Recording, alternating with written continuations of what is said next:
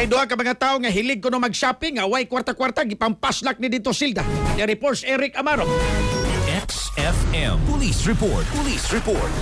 Sa pangyari nga mga kikilan kaya nakarog kaso nga theft no sa atong kapulisan sa Cebu City Office CCBO kining duha ka tawo ni babae ning lalaki nga kinsa matod pahilig mag shopping nga way kwarta diin unang nasing Diin man ang tindahan nga ngay? Ang usa ngay diri nis may lagwal sa no barangay Lahog Cebu City katubang Eric din ang kining suspitsado usa ni ka 29 anyos ngay no way trabaho si kuan ni certain Angela ya taga barangay Kaputaw Cebu City gireklamo ni siya ngay sa tinipog usa ka tinipong babae kay matod pa kining cashier kay matod pa nanguha ni katupang Eric mga kingalaan pod og usa ka tinipo or assorted earrings and sandal t-shirt no nga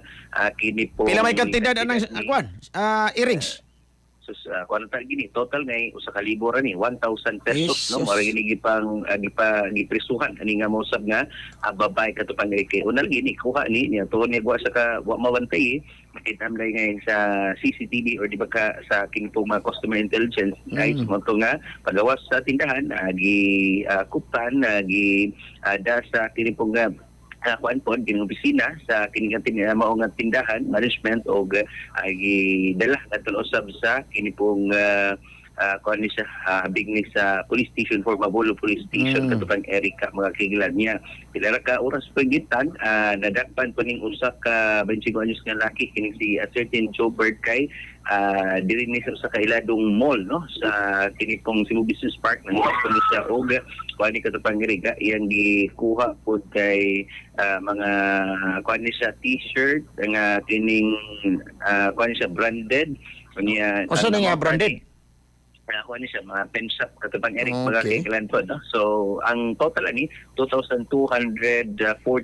kay tulo man ikabuk t-shirt Yeah, para asa man niya ang kuan kung palitag na success pa siya, nagmalampuson pa siya ni asa man kuno niya gasto. kay kining mong suspect katubang Eric mga kaigalaan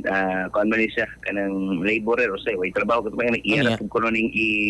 ini pong baligya no para maka kwarta ngay no so ni ang Ita. suspitsado na dakpa ni sa kini pong sikyo arresting officer ni kining sa 21 anyos sad nga gwardiya katapang Eric mga kahigalan din na recover gid sa kining brown or kini pong black nga kuan pod kining sudlanan ani nga most of na suspitsado so ang suspect pod kay way kabayad katapang Eric mga kahigalaan gida sa police station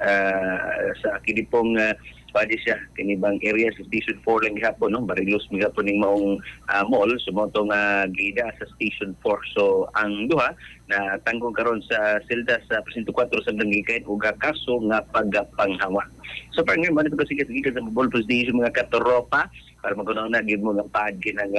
mga awat ay kape mga kilan pangapi mo Santong Plus Complex, good for memory, good for cognitive function, mga higala, magkunaw na gimostarong mga kaimsunan. Alang sa Negosong Pilipino para sa Pilipinas, so katropa, Eric Amaro, XFM News. XFM Report. Santone Plus Gold, mapalit sa mga butika sa inyong lugar.